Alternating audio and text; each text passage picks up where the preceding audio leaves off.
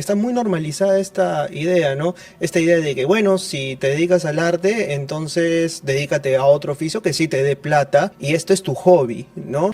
Mientras no haya una política cultural que conciba a la cultura como realmente un medio para generar en la ciudadanía identidad, pensamiento crítico, empatía, mientras no se conciba la cultura como algo importante, el teatro va a seguir siendo un arte para una élite, ¿no? ¿Qué piensas de estas opiniones que dicen, por ejemplo, muchos de estos actores no se manifestaron en otras circunstancias y ahora que les tocan el bolsillo sí se manifiestan? Hay una idea de que los actores, por ser figuras públicas, todo el tiempo tienen que estar manifestándose políticamente sobre todo. Que hay una sensación siempre de ahora me manifiesto y peleo por mi pequeño problemita, pero si tú no te das cuenta de que tu pequeño problemita, porque no te estás dando cuenta de que esto es parte de un sistema que tú estás aceptando.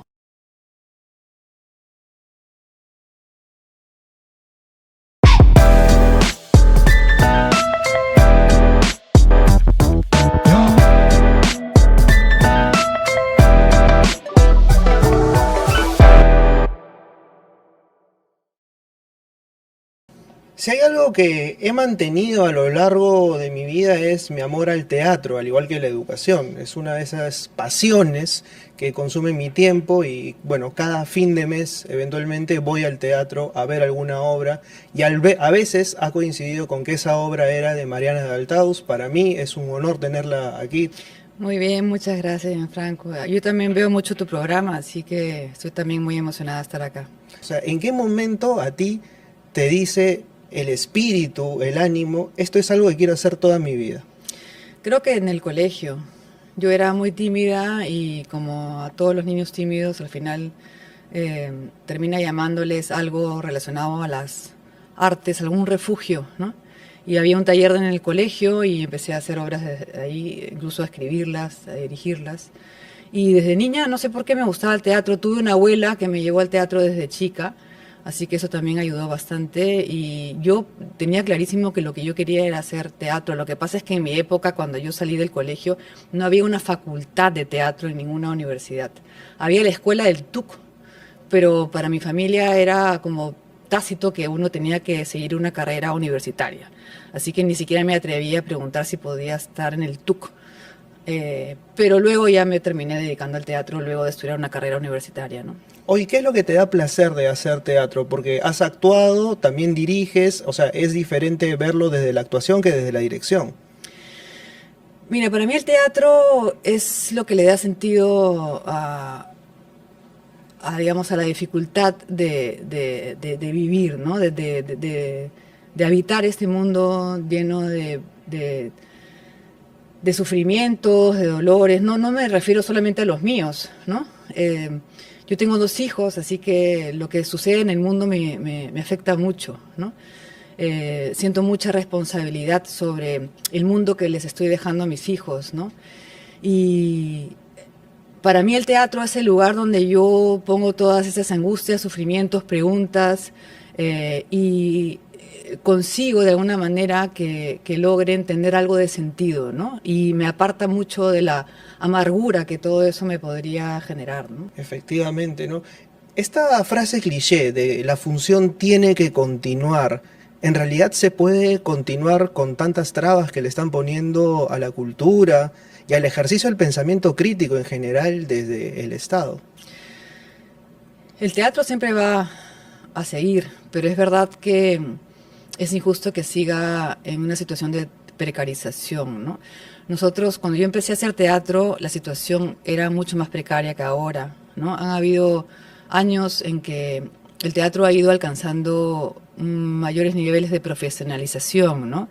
Los actores ahora muchas veces ganan un sueldo por ensayos, las condiciones de producción son mejores, el país brindó de alguna manera algunas condiciones un poco mejores para hacer teatro, el público se amplió, ¿no? Pero ahora están habiendo un montón de ataques, no solamente al teatro, sino a la cultura, que nos hacen pensar que caminamos hacia un lugar un poco más adverso, no solamente para nosotros en el teatro, sino en general para todos los que nos dedicamos a la cultura, ¿no? Sin embargo, la historia nos enseña que el teatro nunca para, ¿no? Han habido a lo largo de la historia un montón de eventos que han hecho presagiar la muerte del teatro y al final nunca ha ocurrido, ¿no? Así que en ese sentido, pero claro, no se trata de hacer teatro clandestino, ¿no? Que pareciera que un mundo distópico que no se ve demasiado lejano podría pasar, ¿no? Pero casi lo es. Estamos viendo que están censurando obras de teatro, están poniéndole una serie de cepos a la cultura que realmente podría decir, bueno, vivimos en algo a medio camino entre 1984 de Orwell, Un Mundo Feliz de Huxley, Así ¿no? es. Entonces ya estamos como que en ese limbo un tanto peligroso. Decías que de pronto ahora quizás el teatro ha mejorado sus condiciones de trabajo, pero ¿te parecería injusto seguir diciendo, por ejemplo, que el teatro es elitista, que el teatro está asociado a determinados sectores sociales que pueden consumir teatro como tal? Para muestra un botón, ¿no? Los teatros, en donde están ubicados, ¿no? Están ubicados en 3 o 4 distritos que sabemos que tienen un nivel de consumo medio alto, por no decir alto, además, ¿no? Así es. ¿Por qué no se ha podido consolidar? No voy a decir industria porque me parece una palabra extremadamente mercantil, pero sí una sociedad nacional de teatro capaz de surgir no solo en Lima, sino también en diferentes departamentos y llevar obras de teatro a diferentes partes del país. Es que eso se debería a un esfuerzo sostenido de parte del Estado para promover las artes escénicas, ¿no? Desde hace unos años existen las ayudas, los estímulos culturales, ¿no? Que son ayudas económicas a proyectos de teatrales independientes, ¿no? Muchísimas obras de teatro que hemos visto en los últimos años, de pequeñas compañías, de pequeños directores en lugares pequeños en Lima, se han debido a estos estímulos culturales que ahora el gobierno ha decidido no dar, o bueno, no ha decidido, ni siquiera ha dicho que no los va a dar, simplemente mantienen en la página web estancado, digamos, la convocatoria a esos estímulos cuyo presupuesto haya sido otorgado, o sea, ese dinero ya llegó al Ministerio de Cultura, pero no están siendo otorgados esos estímulos, ¿no? Entonces, así como es este tipo de políticas culturales que de pronto un gobierno establece y luego el siguiente gobierno quita, impiden que justamente esa industria pueda ir creciendo, ¿no?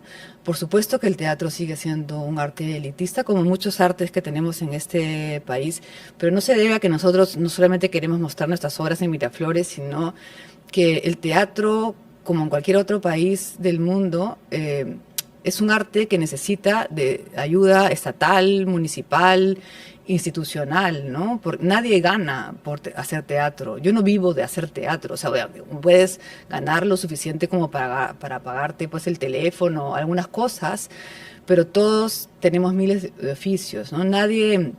Ningún teatro es un negocio, ninguno.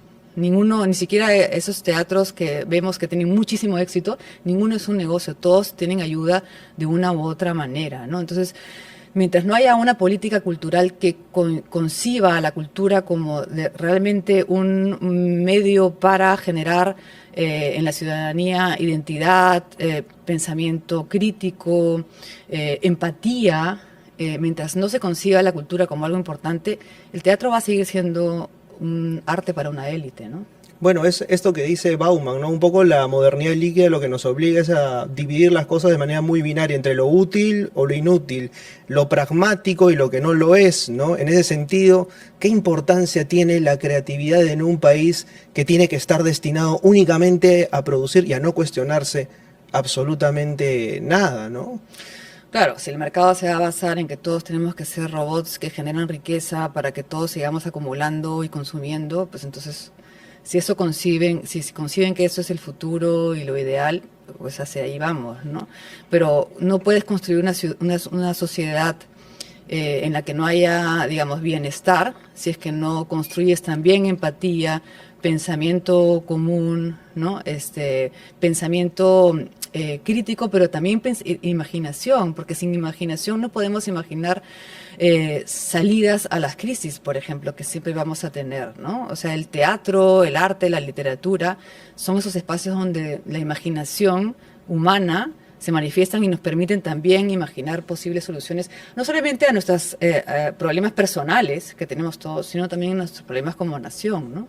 Y ahí quería entrar, porque el teatro testimonial justamente plantea desde la cotidianidad problemas que eventualmente son y están vigentes dentro de la sociedad peruana, ¿no? Recuerdo que la primera obra que fui a ver tuya fue Criadero, justamente esta historia de 3 mujeres. En ese momento me parece que la interpretaba Denise Arrey, ¿puede ser? 2013, Sí, más o menos. sí. Pero eran historias muy fuertes, ¿no? Sobre los estigmas que se tienen sobre la crianza. Y es algo que pues siento que es necesario hablarlo porque es necesario cuestionar qué hemos heredado como relatos previos a propósito de lo que es una mujer y el rol que cumple dentro de la familia, ¿no? Así es, así es. Sí, en esa época hicimos Criadero em, pensando en la maternidad también como un asunto político, ¿no? Ahora hay muchísimo discurso en relación a la maternidad como un asunto político, pero en ese momento la maternidad era un problema de mujeres, ¿no? Y nosotros decidimos contar nuestras historias personales en relación a la crianza como una manera de estimular un pensamiento crítico justamente de esos modelos, esos mandatos tradicionales respecto de lo que una mamá debe ser, ¿no? Que estaban para nosotros muy alejados de la realidad. Nosotros que éramos madres o que habíamos sido hijas o que éramos hijas, nos sentíamos muy distanciadas y muy angustiadas dentro de ese mandato, ¿no? Fue muy importante la respuesta del público en esa obra. El nivel de identificación de mujeres, pero no solamente de mujeres, ¿no? Sino también de los hombres, de replantearse el rol de su madre, de su esposa en el mundo y cuestionar, digamos, esos roles estigmatizantes y esclavizantes que muchas veces caen sobre las mujeres, pero también sobre los hombres, porque luego hice Padre Nuestro, que fue la versión masculina de Criadero, que justamente eran 4 hombres que hablaban también de sus padres y de su propio rol como padres, y también cuestionaban esos mandatos sobre la masculinidad, ¿no? Es interesante esto porque en ambos converge algo, ¿no? Somos seres humanos rotos, ¿no? Y desde esa ruptura, Dylan Thomas diría, desde esa grieta se abre la luz, ¿no? Bueno, el teatro testimonial es un tipo de teatro muy difícil de hacer, pero maravilloso en el sentido de que es poner sobre el escenario un asunto personal para convertirlo en un asunto político, es decir, político en el sentido de todos estamos involucrados con eso, ¿no? Es decir, es tu historia personal y sin embargo está capturando una serie de cosas que tienen que ver con todos nosotros, ¿no? Con un sistema que a todos nosotros nos dice cómo debemos comportarnos, cómo debemos encajar, cómo debemos reaccionar ante las crisis, ¿no? Y al ver en el escenario a alguien valiente que de pronto se para y dice, a mí me pasó esto o me está pasando esto, ¿no? Es muy deslumbrante y emocionante para el público de pronto ver, ay, ¿no? A mí también, ¿no? Quizás a mí también me está pasando eso, ¿no? Es como una especie de catarsis colectiva que te obliga también, que te anima a revisar tus propios asuntos, pero también a situarte en una sociedad, ¿no? Como yo también estoy cumpliendo un rol en este problema social, político, ¿no? ¿Te pasó que alguna vez algún espectador te dijo, esto que pasó en la obra me tocó tan personalmente que reavivó un recuerdo que tuve de hace mucho tiempo? Por supuesto, todas las personas que venían que me decían, llamé a mi mamá por teléfono después de ver tu obra, o fui a visitar a mi hermana que es madre después de ver tu obra, ¿no? Nos pasaba con Criadero y Padre Nuestro que la gente no venía después de la función a comentar la obra, sino venía a contarnos sus historias, ¿no? Es como si hubiéramos abierto el cofre de los recuerdos de la gente, ¿no? Pero no se trata solamente de un momento de recordar, ¿no? Porque eso podría ser muy banal, sino es la importancia de pronto reconocer que estás siendo tú también víctima, vamos a decirlo así, de un sistema, ¿no? Que nos lleva a ese lugar ¿no? Y que nosotros tenemos la posibilidad también de responder, de revelarnos, ¿no? Yo no quiero cumplir ese rol, ¿no? Yo no quiero seguir necesariamente ese mandato de cómo tengo que ser, el tipo de madre que tengo que ser, el tipo de hombre que tengo que ser, ¿no? Me quiero revelar a ese sistema y puedo construir una identidad a partir de quién realmente soy, ¿no? ¿Y por eso también tuviste problemas por rebelarte siempre contra la realidad? Todo el tiempo. No, en verdad, no. Yo en verdad no soy tan valiente porque yo nunca me paraba en el escenario a contar mis cosas, y la forma que he encontrado de ser honesta y de transmitir una intuición es permitiendo que otras personas se suban al escenario y cuenten sus historias, ¿no? Esa es toda mi valentía, ¿no? Me parece muy difícil pararme en un escenario. ¿Algún día lo vas a hacer? Tal vez, tal vez. Dentro de todo, tampoco no me parece que todavía yo tenga... Mi vida es un poco aburrida también, ¿no? También eso pasa con los escritores que a veces nuestras vidas son un poco aburridas, ¿no? Me siento todavía mucho más cómoda contando las historias de los demás. De todas maneras, la ficción, la mayor parte de las obras que he escrito son de ficción. Y no hay forma para mí de escribir ficción si no es contando mis propias historias, ¿no? Lo que pasa es que ahí me pongo una máscara, ¿no? Todos mis personajes en verdad soy yo, ¿no? Unos más que otros, ¿no? Pero me pasa mucho cuando yo escribo una obra de ficción y la dirijo, que de pronto estoy viendo una función y digo, ¡ah! Soy yo, ¿no? Ese personaje que según yo no tenía nada que ver, que mi imaginación lo creó, y en verdad está hablando de mí, ¿no? Creo que es la forma como los dramaturgos construimos nuestras obras, ¿no? Pero sí has actuado. Yo recuerdo que interpretaste a Nicole en Misterio, ¿puede ser? Y compartiste Por cámara favor, ahí con no Isme abras. Summer, ¿no? Que No, también ahora es una tremenda dramaturga, ¿no? súper dramaturga, súper directora. He actuado, sí, actuado en Misterio, pero he actuado en varias obras de teatro también, sí. Y es que yo quería ser actriz, en verdad ese era mi sueño, pero no era tan buena actriz, creo. Y cuando empecé a escribir, porque yo estudié literatura en la Universidad Católica, porque también me encanta escribir, obviamente, empecé a sentirme mucho más hábil en ese lugar, y luego ya después incluso me atreví a dirigir, bastante después, y ya en el papel de directora me siento muchísimo más cómoda. Igual no me siento cómoda, porque dirigir es un trabajo de muchísima responsabilidad y tienes que tener una gran seguridad en ti mismo que yo no tengo. Entonces yo tengo que construir un personaje para dirigir también. Obviamente ese personaje cada vez me calza más porque ya tengo 50 años y ya más o menos me la estoy creyendo, pero sí dirigir, sobre todo para una mujer, porque en esta sociedad las mujeres no nos crían para mandar, para liderar, para decidir fuera de nuestro ámbito doméstico, ¿no? Entonces uno tiene que crearse un poco ese personaje, ¿no? ¿Qué pasa si yo soy la directora, ¿no? No crecí viendo directoras, mujeres muy autorizadas, que me sirvieran de modelo para seguir, ¿no? Tuve que seguir, hasta ahora yo sigo sobre todo modelos masculinos, ¿no? Luego ahora hay muchas directoras súper capas, pero no crecí con ese modelo, entonces tuve que crearme un poco ese personaje y cada vez me siento un poco más ahí, pero igual me sigue costando bastante dirigir, ¿eh? Que igual es distinto que una mujer dirija a una mujer y cree personajes femeninos a cuando los crea un hombre. Hay un lugar de enunciación diferente. Muy diferente, sí, muy diferente. Y dirigir hombres y dirigir mujeres también es bien distinto, ¿no? He ido encontrando las diferencias y las diferentes dificultades. Al principio me costaba más dirigir a los hombres porque sentía que, como también era más chibola, bueno, era chibola, ya no lo soy, me costaba creerme ese lugar de esa jerarquía superior frente a un hombre, ¿no? Y a veces sentía que no, ellos tampoco se la creían, ¿no? Entonces al principio fue un poco difícil dirigir hombres. Depende también de los hombres, porque hay algunos que nunca me dieron problemas, pero sí tuve algunos problemas con algunos actores hombres.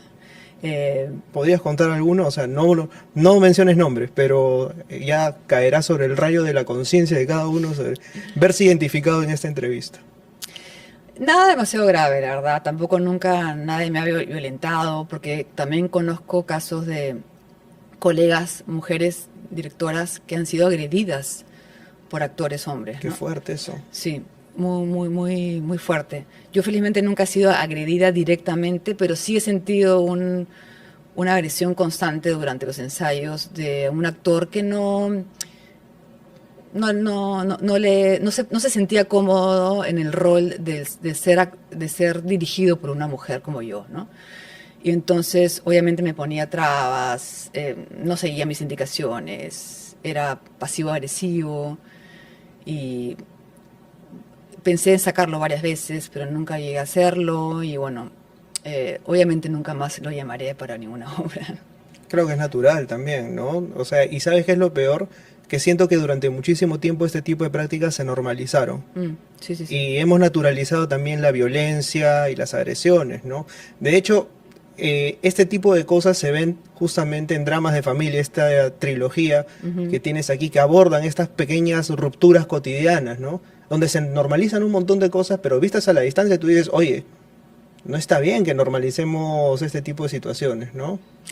Claro, totalmente. Dramas de familia es un libro que reúne tres obras de familias, ¿no? Ujú. Justamente, sí. Y son obras que exactamente, ¿no? Se meten a la cotidianidad de tres familias para justamente indagar en esas pequeñas violencias familiares o esas heridas de familia también que heredamos y reproducimos en nuestro propio ámbito doméstico.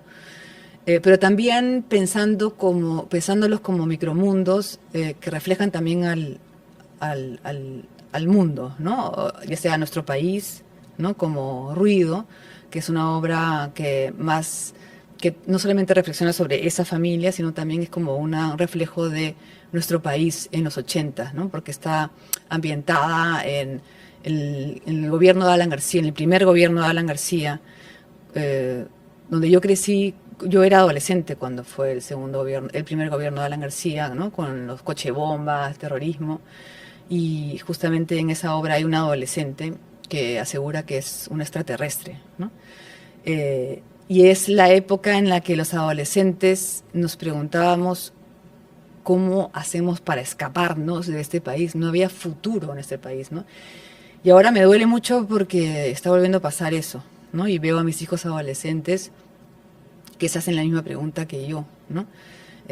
¿Cómo hacemos para escapar de este infierno, ¿no? Ahora, lo malo es que ahora el mundo se ha puesto tan grave que ahora tampoco no hay mucho lugar donde escapar, porque en todos lados es un desastre, ¿no? Pero bueno. Hay ciertas luchas que uno creería ya estaban ganadas y Mm, no estaban en absoluto ganadas, ¿no? así Hemos es. metido un retroceso, pero en quinta, diría yo, Sí, por ¿no? supuesto. Cuando yo tuve mis hijos, el Perú tenía un poco de esperanza. Es verdad que luego hay gente que dice era una esperanza vana, era una mentira, de todo lo que quieras, es verdad, es verdad aparte. Pero sí ganamos institucionalidad en muchos casos, sí ganamos un montón de avances, sí conseguimos algo que me parece que era muy importante, que era, también se puede decir que era una mentira y todo, pero había esperanza en el futuro de nuestro país y hasta orgullo de ser peruano, ¿no? Ya sé que la marca Perú y todo eso también tiene su trasfondo que polémico y todo lo que quieras, pero sí había como, sí, soy peruano y puedes irte a otro país y decir, sí, soy peruano. Y eso lo que construye es una identidad que promueve la evolución, el desarrollo, el invertir en tu país, en soñar con quedarte en tu país y promover proyectos que generen desarrollo, que ayuden a los demás, que generen cultura, ¿no? Ahora más bien todo el mundo está pensando cómo me escapo, ¿no? Así no era cuando yo tuve a mis hijos, ¿no? Y eso es muy triste, pero es verdad que todo es cíclico, ¿no? Entonces yo confío en que en un tiempo todo volvamos a recuperar la esperanza, ¿no? Tiene que ver eso con que hayas adaptado tan seguido a Chekhov, porque las historias de Chekhov tienen este dramatismo, ¿no? De por medio. Ahora con los niños caen de los árboles, que ya está en cartelera. ¿Hasta cuándo va a estar? Hasta fines de junio nada más, o sea, Hasta solamente fines de un mes junio. más, sí. Pero ya el año pasado habías adaptado una obra de Chekhov. Sí, hice Detrás ruge el lago en el Teatro La Plaza y he adaptado dos obras de Chekhov. No lo hice pensando con una razón, pero ahora estoy pensando en retrospectiva. Chekhov escribió esas obras en una Rusia, pre-revolución rusa, eh, en crisis, ¿no? Una situación de deterioro, de estancamiento, de desesperanza, pero a la vez con una urgencia de un cambio, ¿no? Chekhov intuía el cambio. Chekhov eh, era un autor que tenía mucha esperanza en el futuro. Pese a vivir una época muy oscura de Rusia, él tenía mucha esperanza. Él estaba seguro de que iba a haber un cambio y que su país iba a estar en una situación mejor, que la humanidad iba a acceder a una situación mejor. Entonces, creo que en sus obras hay esta situación de deterioro, de estancamiento, de que algo no funciona, pero a la vez hay una esperanza, ¿no?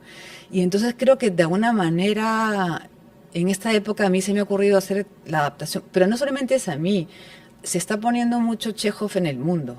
Por alguna razón, en muchas partes del mundo se están haciendo muchas versiones de las obras de Chekhov. Y yo creo que tiene que ver con eso, ¿no? Como que estamos en una época mundialmente en crisis, que estamos en un momento en que urgen, se necesitan voces de cambio, voces esperanzadas, ¿no? En las obras de Chekhov siempre hay un personaje que trae una voz de ilusión, de esperanza, una propuesta, ¿no? Aunque sea loca, lo que quieras, pero hay una propuesta, ¿no? Y creo que ahora lo que no tenemos en el Perú y en el mundo es una propuesta, ¿no? No vemos ninguna luz en ninguna parte, ¿no? Claro, en Detrás ruge el lago, justamente este chico que quiere como sea montar su obra de Así es, teatro y así es, tiene resistencia por parte de su madre, ¿no? así es.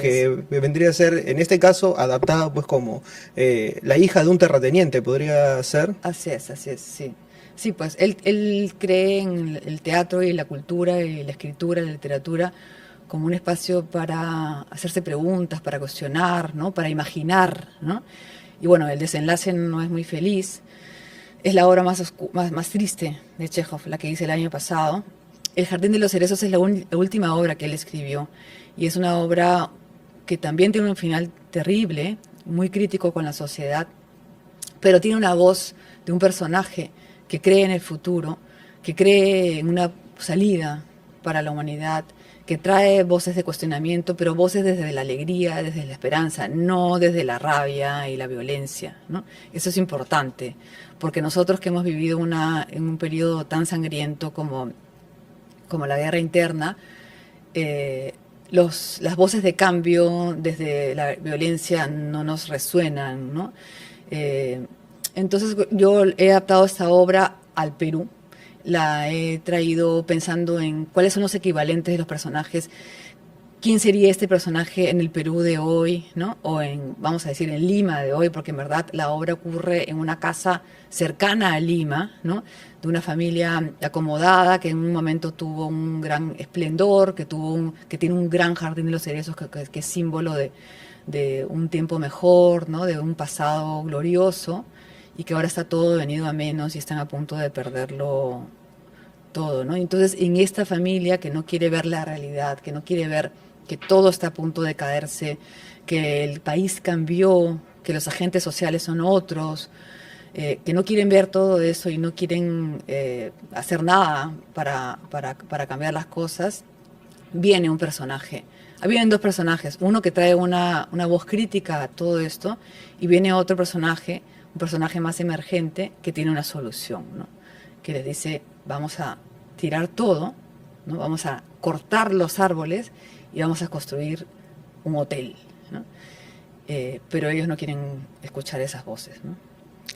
¿Hay esperanza? ¿Tienes tú esperanza sobre lo que venga de aquí al futuro? Mira, la esperanza es algo que se ejerce con fuerza de voluntad, ¿no? Sobre todo en el momento en el que estamos, ¿no? Yo, al ser mamá de dos hijos, no puedo dejar de tener esperanza, ¿no? Es algo con lo que me levanto y con lo que me voy a dormir, ¿no? Es un poco difícil, ¿no? Pero la esperanza para mí está en el trabajo que hago, en la respuesta que recibo yo cuando la gente va al teatro y responde, ¿no? Y viene y me hace una pregunta o me comparte una idea, ¿no? Cuando yo veo a alguien emocionado en el público, cuando yo veo otra gente que hace teatro, que hace libros, que hace arte, tu programa, todas las manifestaciones de la gente que trata de ir más allá de la amargura, que es a lo que nos lleva todo lo que estamos haciendo, y se hace el esfuerzo por el pensamiento, ¿no? Por tender puentes, por comprender, ¿no? Por empatizar, ¿no? Eso es para mí la esperanza, ¿no? Empatizar en un mundo que se vuelve cada vez más individualista, ¿no? Y destruye este sentido de sociedad que habíamos construido. La sociedad se construye a través del diálogo, de lo Así que es la es. comunidad. Cada vez nos quitan más espacios de comunidad y los convierten en espacios de consumo. Y otra vez volvemos a la lógica binaria, pues no, utilitarismo versus no, ¿no? Así es. Y, por ejemplo, desde el Estado está pasando eso todo el tiempo, ¿no? Que están cerrando cada vez están asediando todas las manifestaciones, por ejemplo, de la cultura, que tratan de construir eso que estás diciendo, ¿no? Comunidad, pensamiento, diálogo, ¿no? Se han cerrado, se han afectado los estímulos a la cultura, se ha también malogrado lo de la ley del cine, sobre todo para el cine regional, ¿no? Se están haciendo un montón de acciones desde el Estado de a pocos, ¿no? Que están, digamos, cerrando las puertas o nos están ahogando, ¿no? Y eso tarde o temprano genera también un efecto en la sociedad. Ellos creen que no, pero sí genera un efecto en la sociedad, porque lo que más necesitamos ahorita en nuestro país es empatía y tender puentes unos con los otros, ¿no? Ahora que lo mencionas, por ejemplo, ahorita está en vigencia este gran debate a propósito de las regalías que reciben los actores, que se las quieren retirar. Y tú mencionaste algo, ¿no? O sea, el actor de hoy en día, que en principio no gana los sueldos, ni siquiera en televisión que ganaba hace 20 o 25 años, ¿no? Un actor no gana tanto.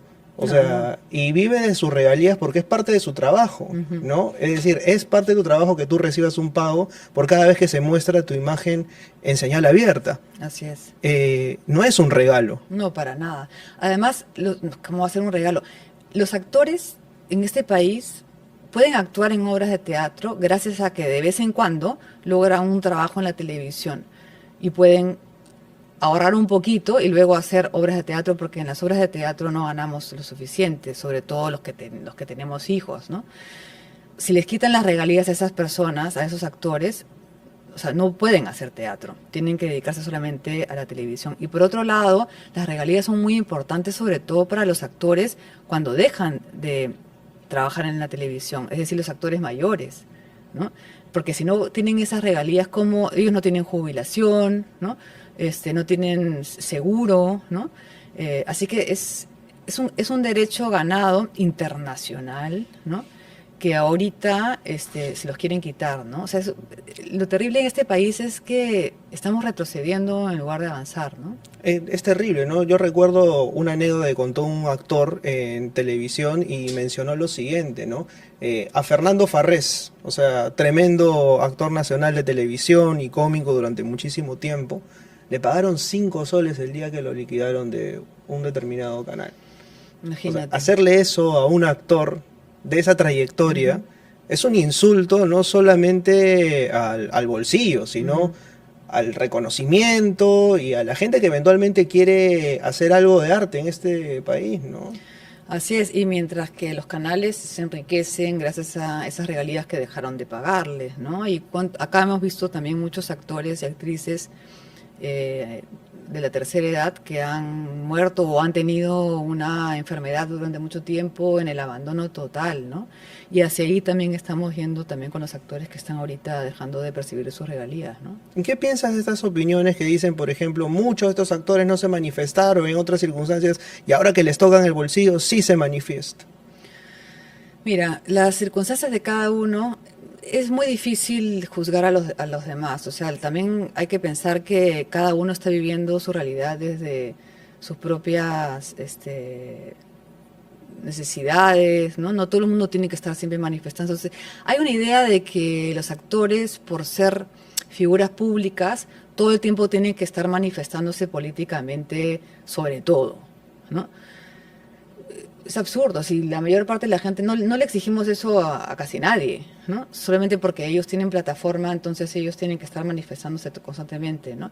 Ahora, por otro lado, y va a parecer que me estoy contradiciendo, pero también es cierto que hay una sensación siempre de ahora me manifiesto y peleo por mi pequeño problemita, pero si tú no te das cuenta de que tu pequeño problemita es parte de un problema grande, ¿no?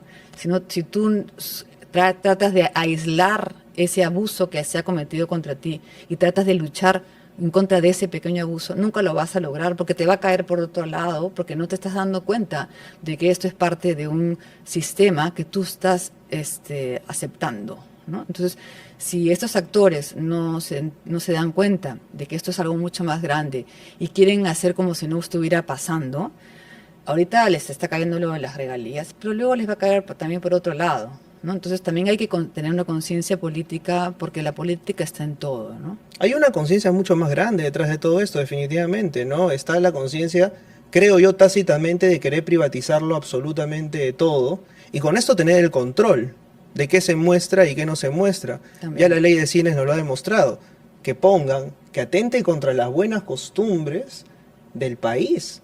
Así es. ¿Y qué son las buenas costumbres del país, finalmente, no? O sea, es un concepto enteramente subjetivo que le puede otorgar un lapicero rojo a cualquier persona que está en el poder, en este caso del Ministerio de Cultura, y decir esto no va porque no me gusta, porque no me cae, o porque ofende la memoria o la idea histórica que yo quiero defender. Y eso es sobreescribir Sí, claro. relatos. Bueno, es evidente que hay un intento de acallar esas voces, ¿no? Es muy incómodo, ¿no? Desde, por ejemplo, el documental La Revolución y la Tierra, creo que eso les paró los pelos a todos. Y claro, hay la sensación ilusa de que si tú no le das estímulos económicos a ese tipo de proyectos, no van a ocurrir, ¿no? O no les vas a cortar el espacio, ¿no? Pero eso se va a dar de todas maneras, ¿no? Y querer silenciar históricamente nunca ha funcionado, ¿no? Porque al final lo que están haciendo ahí es censurar, ¿no? Y la censura, ya se sabe, históricamente más bien ha generado todo lo contrario, ¿no? Bueno, la censura refleja la desnutrición del argumento, ¿no? Así es. Ese básicamente te callo, pero bueno, ya sabemos que donde una voz calla, 20 se terminan aliando y termina siendo contraproducente, ¿no? Así es, así es. Y se ha visto que en sociedades donde, por ejemplo, se ha prohibido el teatro o se ha censurado el teatro, ese teatro en esa sociedad, en ese momento, ha reverdecido de una manera impresionante, ¿no? Porque siempre el No arte les des ideas busca... porque lo van a censurar mañana. Así es, así es. Mejor no. Eso no, eso no. Es que el arte siempre busca sus maneras de manifestarse, pues, ¿no? Ujú. O sea, no te pueden callar. Lo que pasa es que, claro, precarizan tu gremio, ¿no? Y no es justo que uno tenga que trabajar, pues, por amor al arte, ¿no? Pero no nos van a callar, ¿no? Pero o sea, está muy normalizada esta idea, ¿no? Esta idea de que, bueno, si te dedicas al arte, entonces dedícate a otro oficio que sí te dé plata y esto es tu hobby, ¿no? Bajo esa premisa, pues nadie se dedicaría a estudiar profesionalmente la carrera de artes escénicas, ¿no? Y eso lo que genera, pues, es, o sea, que tú no tengas vida, ¿no? Porque, que en verdad es la situación de la mayoría de los que trabajamos en teatro, ¿no? Casi nadie hace solo teatro, ¿no? Todos enseñamos en la universidad o en clases particulares, o estamos en la televisión, o hacemos guiones, o sea, somos mil oficios, ¿no? Todos los que nos dedicamos a las artes escénicas, ¿no? Ya lo ya lo hemos normalizado, pero en verdad eso habla de una precarización, ¿no? De nuestro medio, ¿no? Y claro, el otro día hablando aquí con Eduardo Adriansen, Eduardo me decía, claro, por ejemplo, la gente tiene la imagen pues del actor de televisión que gana un montón de plata. En las redes te comentan, debiste guardar pan para mayo. ¿Tú sabes cuánto me termina pagando? ¿Cuánto me alcanza para poder trabajar? No es tanto. no es tanto, es más, ¿no? Si nosotros, haciendo el ejercicio que estábamos dando hace un rato, ¿no? Queremos llevar una obra de teatro a nivel nacional. Ok, la llevamos. Los pasajes, Mm. la estadía, No, no. ¿quién cubre eso? Y en otros países sí hay políticas Mm. culturales que cubren este tipo de cosas Ujú. y nadie les dice ni caviares, ni zurdos, ni progres, ni mamadores del Estado, ¿no?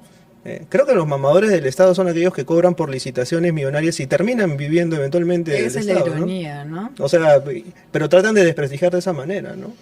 Es una manera, pues, siempre de perseguir a las voces críticas, ¿no?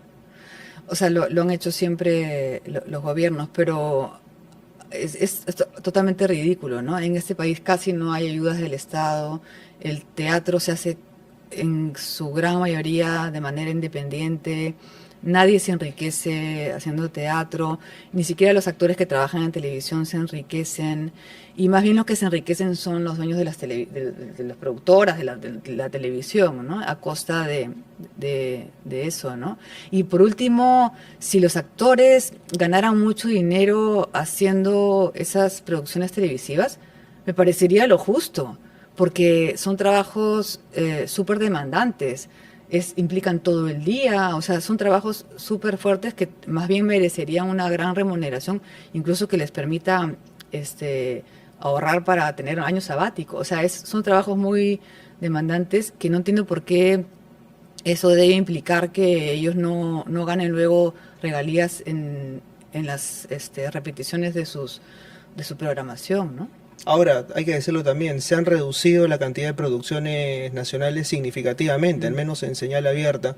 Ni qué decir si es que alguien ambiciosamente quiere plantear un proyecto para plataformas, ¿no? O sea, llámese Netflix, Amazon, HBO, son presupuestos pues que son millonarios, o sea, y la Mm. gente, por ejemplo, dice, claro, con los estímulos económicos te haces rico, o sea, con los estímulos económicos te alcanza para qué, para ¿para qué? Para ni siquiera lo elemental, ¿no? Mm. No es tampoco tanto. Exactamente. Esos estímulos económicos son valiosísimos en el sentido de que antes no teníamos nada y ahora hay algo, aunque ahorita ya no hay nada nuevamente, pero te permitía hacer una producción muy, muy austera en la que nadie ganaba nada. O sea, te permitía pagar, digamos, los gastos básicos de producción, más no pagar sueldos a los involucrados. La gran mayor parte de los proyectos teatrales, voy a hablar en Lima, porque no sé, bueno, obviamente que en regiones debe ser muchísimo peor, eh, son por amor al arte. O sea, si se consigue algún tipo de fondo, es para pagar, obviamente tienes que pagarle pues al que te va a construir la escenografía, tienes que pagarle pues a la costurera que te va a hacer el vestuario, o al diseñador de luces, qué sé yo, a esas personas, pero los actores, muchísimos trabajan gratis o ganando un cachuelo, y lo hacemos también porque amamos lo que hacemos y sentimos que así la vida tiene sentido, ¿no? Pero eso suena muy romántico y muy lindo, qué lindos son los actores, la gente de teatro, qué hermosa. Pero no es justo porque es un montón de trabajo. Hay un montón de gente que hace teatro acá y ensaya 2 meses todos los días para hacer 3, 4 funciones. Con eso no recuperan ni siquiera el micro que gastaron para ir a los ensayos, O ¿no? sea, me estás diciendo que se entrena 2 meses para una obra que dura 4 funciones Sí, porque por no aguanta supuesto, más en por cartelera. supuesto, por supuesto. Hay muchas. Y eso muchísimo más después de la pandemia. Antes de la pandemia había otro sistema, las temporadas duraban más tiempo, había un poco más de recursos. La pandemia cambió mucho el sistema teatral y antes habían, por ejemplo, empresas que auspiciaban obras de teatro. Yo misma he ido a tocar puertas a empresas para que auspicien obras de teatro mías. Ahora eso sí es muy difícil. Bueno, todavía siguen algunas auspiciando teatros grandes, por ejemplo, el Centro Cultural de la Católica, creo que tiene el BBVA, ese tipo de cosas, pero muy pocas. La mayoría de empresas destinaron esos recursos que antes invertían en cultura, los destinaron a asuntos que tienen más que ver con sostenibilidad, bueno, otro tipo de urgencias que también tenemos como país enormes, ¿no? Entonces el sector cultura se quedó con muchísimo menos de financiamiento, ¿no? Un poco que lo cubrió estos estímulos de la cultura del Ministerio de Cultura, pero como te digo, son insuficientes, le llegan a pocos y hoy se han suspendido, se han paralizado, ¿no? Entonces, al final, la mayoría de las obras, no estoy hablando de las obras que se hacen en, no sé, en el Centro Cultural La Católica o en la plaza, sino las obras de la mayoría de los teatros que tenemos en Lima, se hacen por amor al arte, por el entusiasmo del equipo, ¿no? Es un trabajo a puro pulmón, literalmente, ¿no? Sí, sí, sí. Es tremendo. Ahora, yo pensaba o sea, en cómo es que de repente en otros países ocurre una gestión distinta respecto al tema cultural. Por ejemplo, yo siempre que voy a Argentina voy a Corrientes y es el banquete de mi vida porque todos los días de todas las semanas hay una obra de teatro, ¿no? Y es tremendo, por ejemplo. Pero ahí los teatros han sido absorbidos por empresas que justamente son los que financian las obras de teatro, ¿no? El Metropolitan Sura, por ejemplo, que es una compañía de seguros, ¿no? Que financia, pero hay una conciencia social por parte de las clases pudientes que ven en el teatro no solamente una lavada de caras, y que mucha gente va a decir, no, aquí están lavando el rostro, sino una apuesta por crear conciencia social respecto a determinados temas, ¿no? Acá eso no existe. Y sobre todo, no existe porque no hay el público que haya, o sea, eso también tiene que ver con el nivel educativo de los países, claro, ¿no? O sea, allá hubo una clase media que consumió cultura durante muchísimo tiempo, clase media a la que ahora se le están quitando estos beneficios. Así es. Creo que muy convenientemente porque saben además que políticamente no son sostenibles y pensando en el largo plazo es mucho más conveniente pues tener una población enteramente pasiva, sin este tipo de estímulos que finalmente te hacen pensar. Y eso es gravísimo, ¿no? Para ciertos intereses. Exactamente, ¿no? Empobrecen una población a nivel cultural, ¿no? De pensamiento, ¿no? Nosotros no tenemos para nada la situación que tienen los argentinos en el teatro. Ellos tienen una cantidad de público enorme. Es verdad que ahora está precarizado también la clase media y tienen muchísimos problemas la gente que hace teatro ahorita, porque les están cerrando también el Instituto Nacional de Teatro, que también promueve muchísimo el teatro independiente en Buenos Aires. Tienen millones de salas alternativas llenas de público. La gente en Buenos Aires está acostumbrada a ir los fines de semana al teatro, ¿no? De todas las clases sociales, ¿no? En Corrientes tú ves señoras con las perlas y con sus sacos, ¿no? Super pitucas yendo a ver las obras de teatro, pero luego te vas a una sala alternativa y ves gente joven, ¿no? Hay una costumbre, hay un gusto, hay un amor por el teatro. Acá no hemos construido eso. Acá eso cambió, ¿no? O sea, diría yo que de los años 70 en adelante es como que algo se desvaneció, ¿no? Nunca hemos llegado a construir un público teatral. Yo creo que ahora ha crecido porque hay muchísimas más salas que cuando yo empecé. Hay muchísimos más actores y actrices. Eso te iba a decir, ¿no? Justamente, disculpa que te interrumpa, pero o sea, yo creo que nunca he visto tanta oferta de teatro como ahora, que justamente estamos en crisis. Exacto. Y es contradictorio, ¿no? Pero es que yo creo que ese es el teatro. El teatro siempre reverdece cuando hay crisis. En una situación de estabilidad, de bonanza, alegría, no es un espacio donde necesariamente reverdece el teatro. Ahora, esto lo que estoy diciendo parecería que estuviera romantizando, digamos, la precariedad de nuestro medio, ¿no? Pero quiero decir que el teatro responde. El teatro responde como una necesidad también de la sociedad por darle sentido, por simbolizar la crisis, por simbolizar el trauma también, la herida, ¿no? Nosotros estamos acumulando muchas heridas, ¿no? El conflicto armado, la pandemia, ¿no? Todo el trauma que estamos viviendo ahorita, político, ¿no? Que no nos deja sacar ni la cabecita para respirar, ¿no? Todo eso, el teatro, todo eso es alimento para el teatro, y al menos nosotros los que hacemos teatro necesitamos hacerlo para poder respirar, ¿no? Y sentimos también que al hacerlo damos también respiración boca a boca al público, ¿no? Les damos una posibilidad de pensarse más allá del día a día, de la angustia de el Congreso, no sé.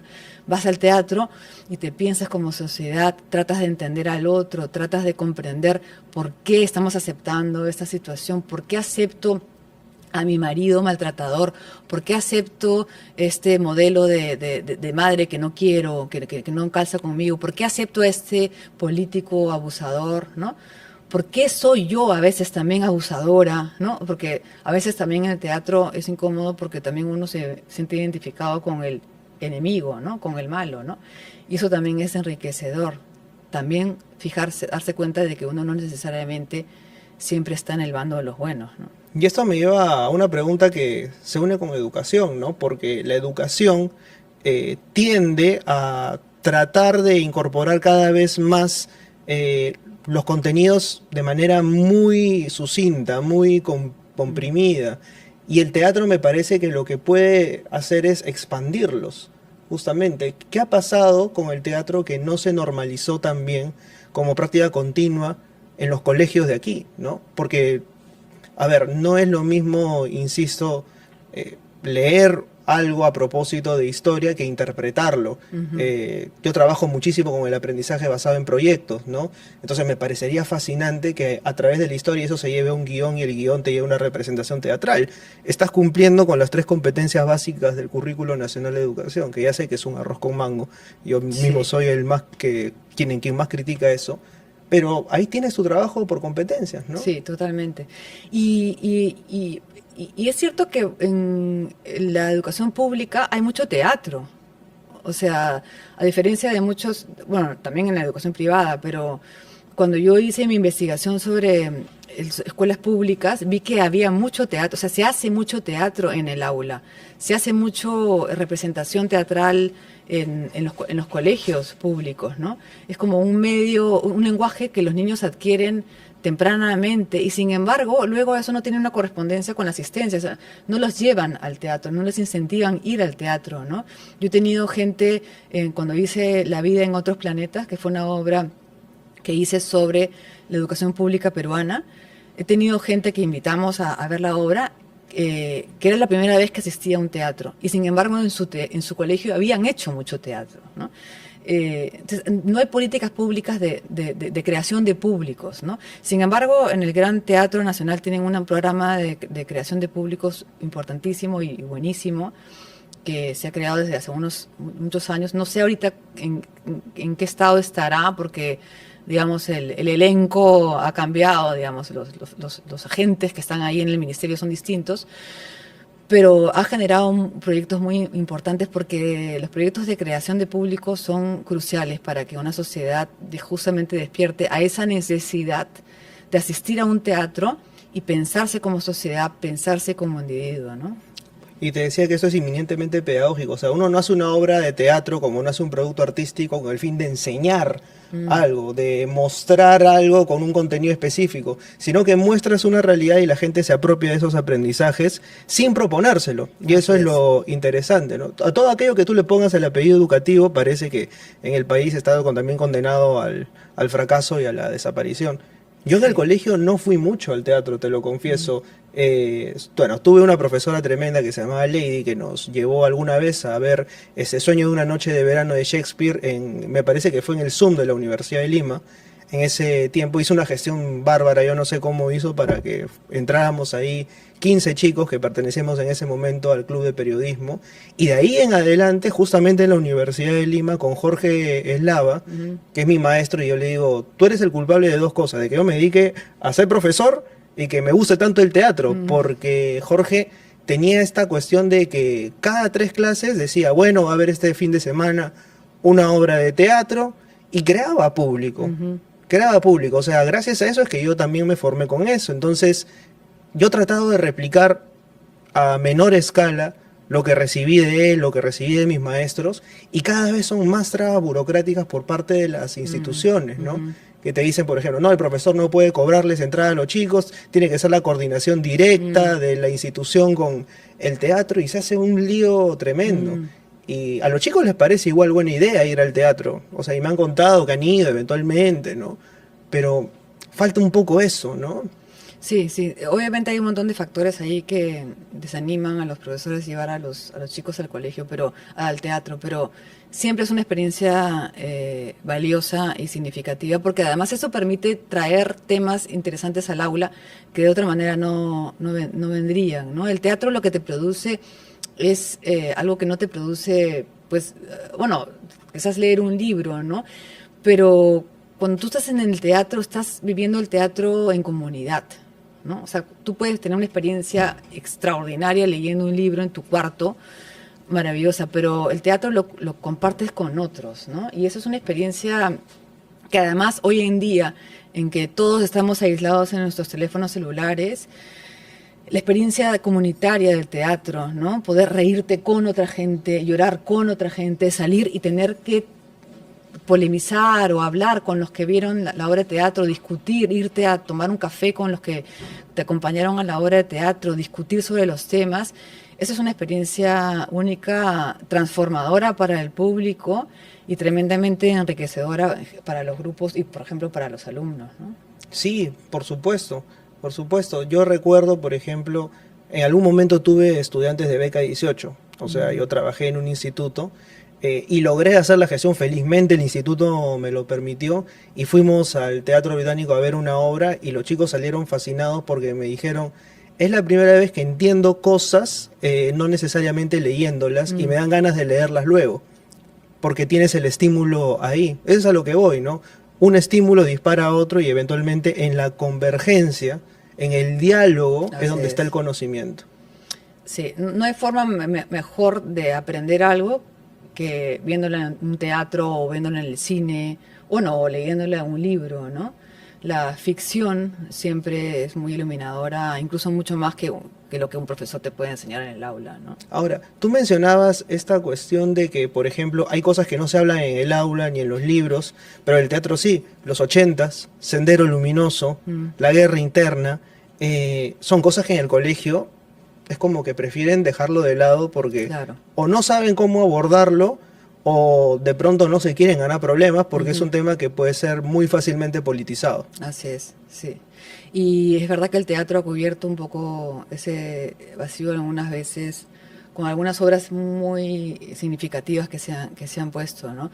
Pero efectivamente en los colegios no se quiere hablar de eso y también porque los padres luego se quejan, ¿no?